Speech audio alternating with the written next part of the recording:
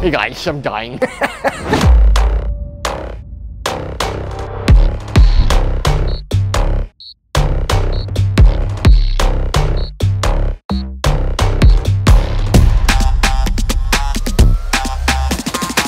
We're here back in Florida, in sunny Florida. I can barely breathe. We got palm trees, humidity, 100% humidity, pretty sure.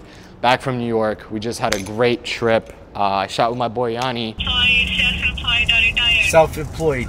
How you doing? Work for nobody but me, sweetheart. His family has a $600 million commercial real estate portfolio, and we're basically going to be creating a community and a course so that if you guys are interested in real estate, you can learn from him. For a week straight, basically, I was getting flexed on. We were driving Maybachs and McLarens. So now I'm back with my poor little M4 in Florida. Just kidding, I love my M4. But you know, the content that we got is awesome. I really, really love filming with Yanni. I just love all that stuff. I love the cars. I love being in New York for a few days. Not living there, but being a few days is awesome as always. Here's what my trip looked like. What's going on, guys? Yanni here. I want to take you guys on a tour to a house that my family and I acquired a couple years ago. We've been renovating it and it's really cool. It's on the water. Let's take a look. I'm overzealous when I'm thinking about the cash flow. I never had no handouts, just came natural.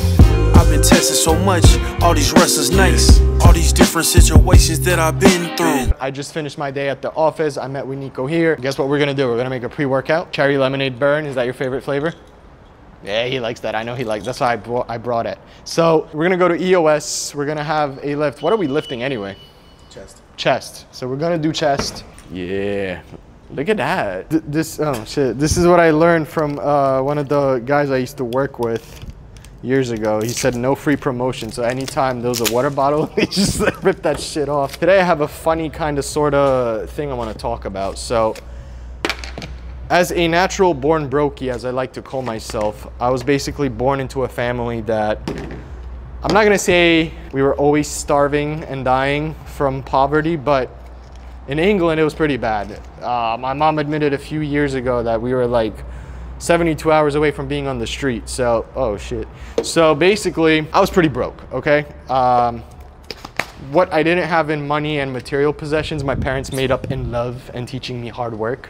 Which, you know, fuck, I'll take a trust fund, but I do appreciate my parents for trying and teaching me the importance of hard work. It got me to where I am now, and now I have to learn the other part, which is smart work, right? If money and businesses and achieving financial freedom is what you really want, meet some people that are already there and see if you like the vibe. Because it's a little bit different, you know, it's not like the cuddly, like, traditional nuclear family vibe. It's very like fucking like, yo, you get stabbed if you're in the wrong place. Definitely, it's an experience worth having. And talking about more rich people. The crazy part about rich people is on my like come up, right? Like when I first started making a little bit of money with the camera stuff, I worked for a lot of people worth like 10 to 20 million dollars. And that range is, in my opinion, very fucking dangerous. And the reason why is having a net worth of 10 to 20 million dollars. Obviously it's impressive compared to like the percentage worldwide.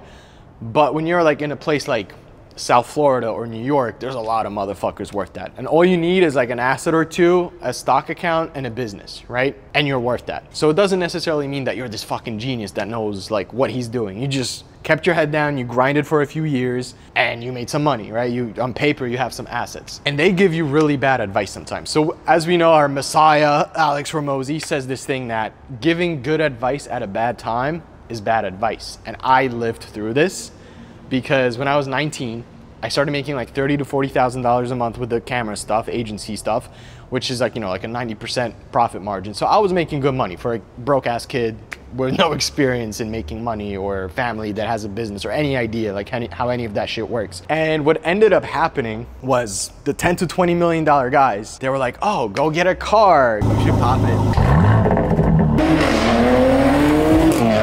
Go rent an apartment, it's a write-off, right? Like these motherfuckers were telling me to write everything off instead of telling me, show a lot of profit, leverage your business, get funds to grow it and scale and then diversify. If someone asked me like as a tip, like let's say you're 18, 19, starting to make a lot of money. Let's say you're a social media person, right? Or like what you or me, where like you were behind the scenes, you were doing the content, you were doing the marketing for people and you're making that amount of money. Don't worry about paying too many taxes. Like, you shouldn't worry about that until you have millions of dollars in assets and millions and millions of dollars in income. Pay your taxes, make your finances look incredible, that if you go to a bank, the bank fucking welcomes you with love. Don't write everything off. Don't go buying 10, 20 different cars if you have that much money. Let's say you're an influencer doing dumb shit. Get money to diversify your personal brand, right? If you make a little bit of money from doing dumb shit, like let's say pranks, find something where you can leverage that, get more money and put it into something else that's like along the lines of social media, but you diversify so you're not stuck doing dumb shit forever, right? I really wish when I was 18 that I got funded from the bank with the income I was making. I scaled my agency. I would hire more people, hire a sales team, hire more videographers, just keep on doing because it was working. I had momentum. But in my head, you know, I got the apartment, I got the car, then I started buying businesses and I was like, I don't need any of these motherfuckers, right? But I didn't have to give that up. I didn't have to give that $30,000 a month profit. And then all my savings went into my businesses and that created a little bit of an issue, a little bit of a cash flow issue, right? So if I, from day one, educated myself on finances and how the financial system works and leveraging funds to grow my business that's working, I would have never went through stress that made me look fucking fat and made me feel like shit. Don't listen to the guys that are only worth like 10 to $20 million. Listen to the guys worth above $100 million. Those guys give you better advice than anyone below that.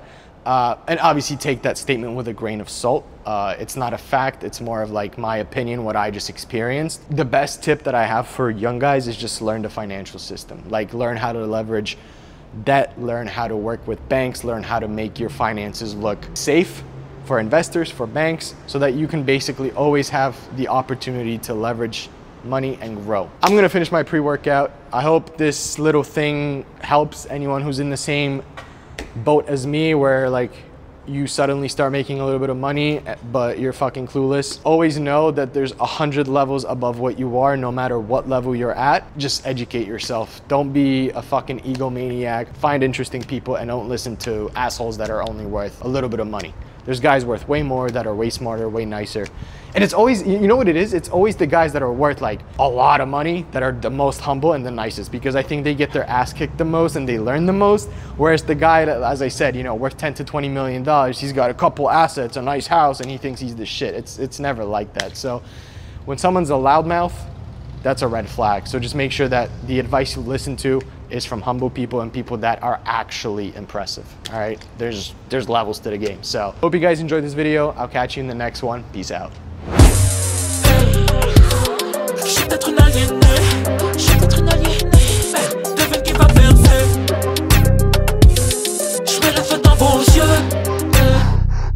Comme un putain de certains